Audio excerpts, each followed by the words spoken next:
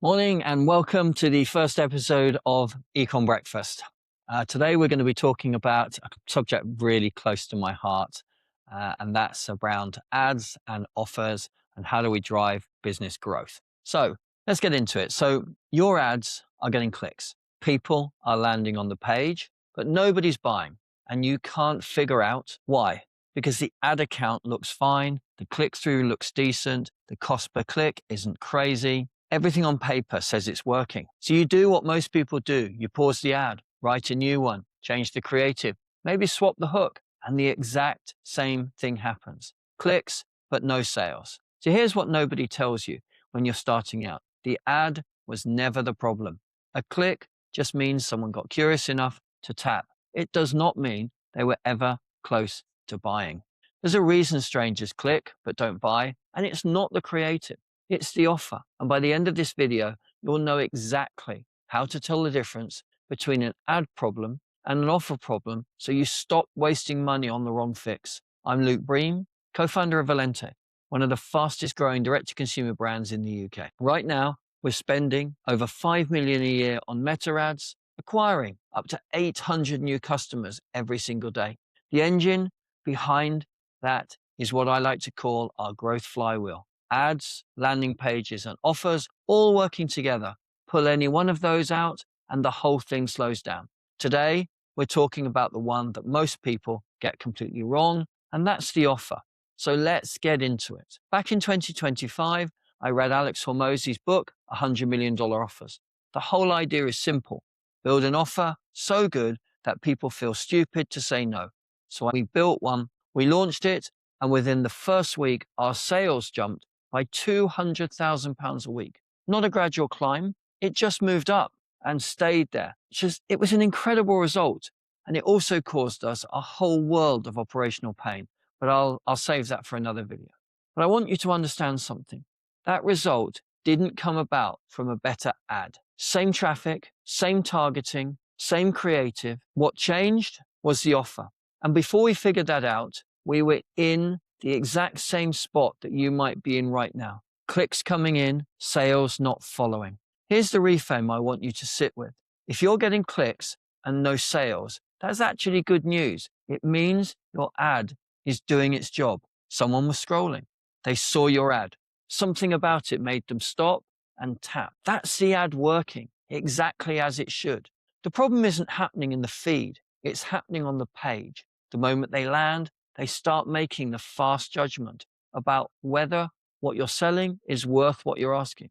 And if anything about that page feels off, the price, the photos, the lack of reviews, a checkout that's confusing, they've gone in 3 seconds. A click is curiosity. That's all it is. It's not intent. It's not commitment. It's not even interest in buying yet. Your offer is what has to take that curiosity and turn it into a purchase. And most product pages aren't built to do that. Think about it from the other side. A complete stranger just gave you 1 or 2 seconds of their attention. They don't know your brand. They don't trust you. They've never bought from you before. Your offer has to earn the sale from a cold start every single time. The mistake I see constantly is people pulling spend or rewriting the creative the moment sales stop. They assume because results dropped, the ad broke. So they spend 3 days testing new hooks, new visuals, new copy, and nothing changes because the leak isn't in the ad. The leak is on the page they're sending people to. So what actually makes an offer work? It comes down to 3 things, not 10, not a full conversion rate optimization audit. 3 specific things that either make a stranger buy or make them leave. Get all 3 things right, and a decent ad can carry you a long way. Get even one of them wrong, and it doesn't matter how good the creative is. The first one is perceived value versus price. The second you land on a product page, your brain does a fast calculation. Does what I see here justify what they're asking? It's not about whether the price is high or low in absolute terms. It's about whether that page makes the value feel obvious before you scroll to the number. Same product, 2 different pages. Page 1 has a single photo, a product name and a price. Page 2 has lifestyle images, a bundle option, 50 reviews with photos, a money-back guarantee, and a short explanation of why this product works. Same item, same price. Page 2 converts 3 or 4 times better. Not because the product changed, but because the perceived value changed. People weren't buying the product, they were buying what the page made them believe about the product. The second thing is risk. When someone lands on a brand they've never heard of and considers handing over their card details, every instinct is telling them to be careful. No return policy, no reviews, no recognizable trust signals. That's a page that feels like a gamble with money when they don't have to. Let's look at free returns, a clear guarantee, real customer reviews placed high on the page. These aren't extras you add once you're profitable.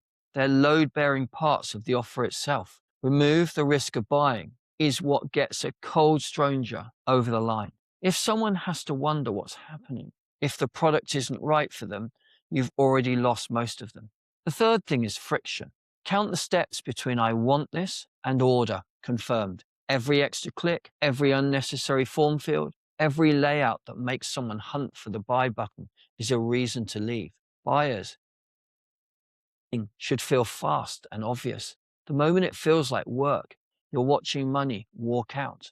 Your ad handles the curiosity. Perceived value, risk, and friction handle the conversion. All three have to be working or the page leaks. When conversion rates are low, the instinct is to push more traffic at the problem. New creative, broader audience, bigger budget, hoping that volume eventually produces sales. But it won't. More clicks into a broken page just means you burn through budget faster. The maths gets worse, not better. That's a concept I think about called offer market fit. You probably know product market fit, whether people actually want what you're selling. Offer market fit is whether the deal you've packaged at the price you've set makes sense for the specific customer you're targeting. You can have a great product and still have a terrible offer market fit. If the product is £80 and someone can find something close enough on Amazon for 30 with next day delivery, a sharper creative won't close that gap. What closes it is a stronger offer, a bundle that changes the value equation, a guarantee that removes the risk of trying it, a story on that page that explains why yours is worth the difference, something that moves the perceived value above the ask. Before you touch the ad, do one thing. Ask yourself honestly, if a friend landed on this page cold, having never heard of the brand, would they buy it? Not might they, would they? If the answer is no, or even maybe, the page needs fixing first. Pull up your numbers and look at two metrics together, click-through rate and conversion rate. If your click-through rate is above 0.7%, but your conversion rate is under 1.5%, that's an offer problem. The ad stopped the scroll, the page didn't close it. If click-through rate is low, that's where the creative needs work. People aren't stopping in the first place. Open your product page right now and check it against those three things: perceived value, risk reducers, and friction. Most people find something broken inside 60 seconds. Now it's your turn. You need to take action. Success in e-commerce comes from thousands of tiny steps, all added together. As I always like to say, we climb the mountain, not in giant leaps, but one small step at a time. See you next time on Ecom Breakfast. Click like, click subscribe, and thank you for watching.